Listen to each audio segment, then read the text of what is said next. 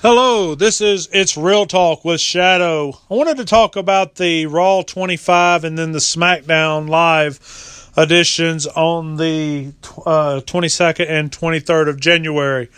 First of all, Raw 25 was a big letdown, especially for the people in the Manhattan Center. You had two matches.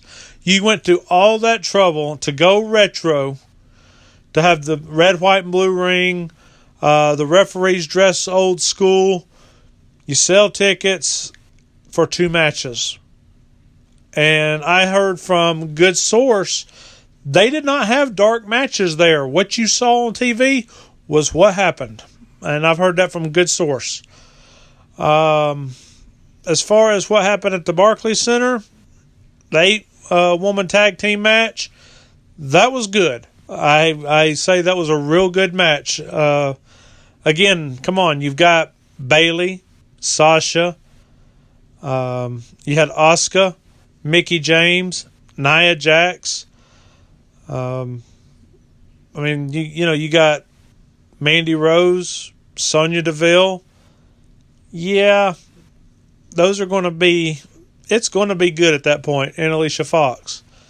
So the beauty definitely was worth that. As far as like the legends, it was great to see who made Raw what it was. I really liked that.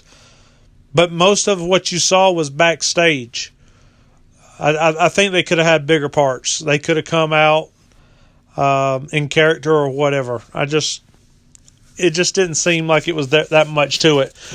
My opinion, you tried to cram. You could tell that they crammed the show together. They tried to put like an 8-hour show into the 3-hour slot, and it really looked awful. I mean, it really did. I liked the title change. I said it on my last episode that The Miz would beat Roman Reigns. I was right. I saw it coming.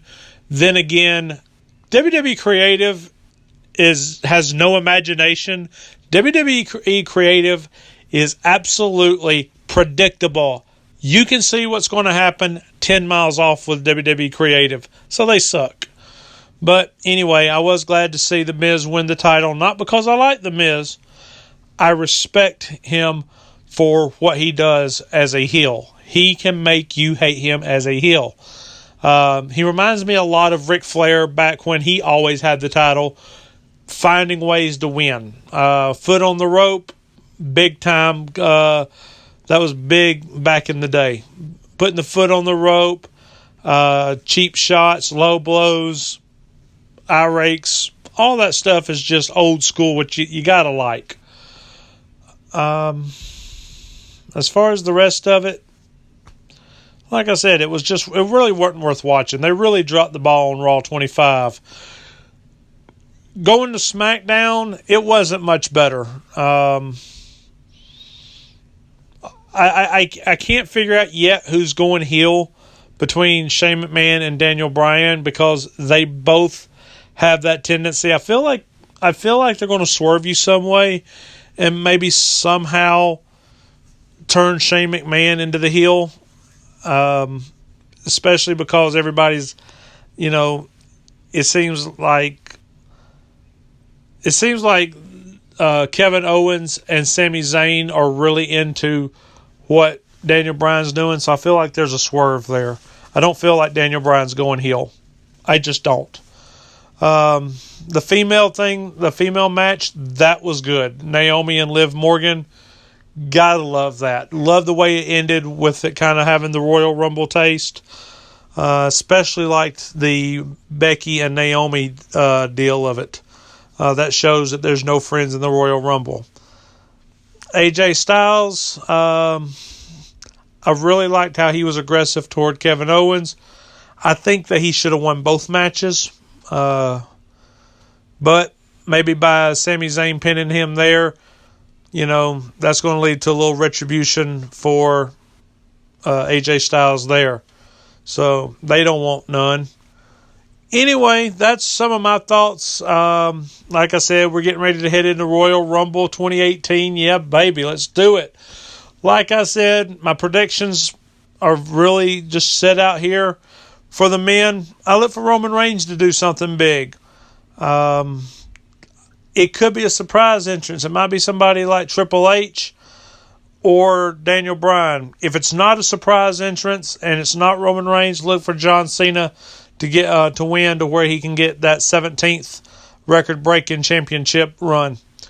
That's my opinion on that. On the men's, on the Brock Lesnar, Braun Strowman, Kane, you know Kane's not going to win. You can just forget about that. Kane will not win that match. Kane will not be champion. He doesn't have the push for it. It's either going to be Brock Lesnar or Braun Strowman. I don't like a part-timer being champion. I never have. That's why I didn't like Cena being champion. You got part-timers being champions. That used to not roll in wrestling. I mean, you used to have to defend that title a little quicker than that. I'm not a fan of part-timers. That's why I'm hoping Braun Strowman wins, but I'm not sold on that. Women's Royal Rumble, Asuka's got to be a favorite.